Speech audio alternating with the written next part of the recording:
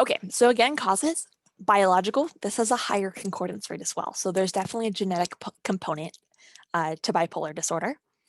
And it also has similar abnormalities in the brain as we see in schizophrenia. So again, things like kind of frontal lobe, things like the amygdala might also play a role.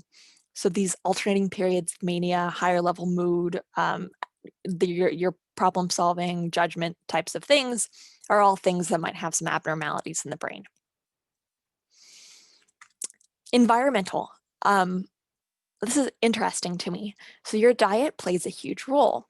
For instance, fish. So fish are a huge source of omega-3 fatty acids. So if you don't have enough fish or omega-3 fatty acids in your diet, it might be a risk factor for bipolar disorder. It's interesting to me that the rates of bipolar disorder are actually lower in countries where fish is the staple of the diet. For instance, places like Iceland. And bipolar disorder is highest prevalent in countries where fish is rarely consumed, places like Germany. So there are definitely some cultural differences in who experiences bipolar disorder just based off your diet.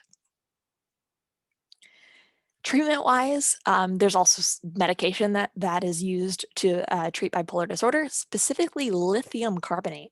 Lithium is a word that I would associate with bipolar disorder if you see it.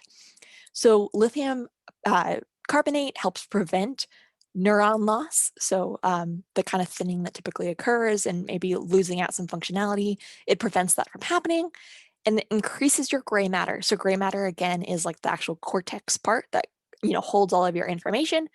So this is helping to kind of increase and stabilize that. Psychotherapy may be useful as well, maybe not necessarily on its own, not as a substitute for medication, but is something that could be useful to manage it. But honestly, environmental could also play a role here. So if, bipolar disorder is due to a lack of fatty acids, adding fatty acids, dietary changes might provide some kind of protection, might kind of help.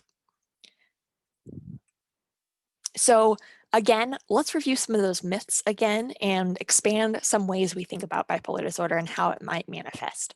So video down below, let's learn more about it.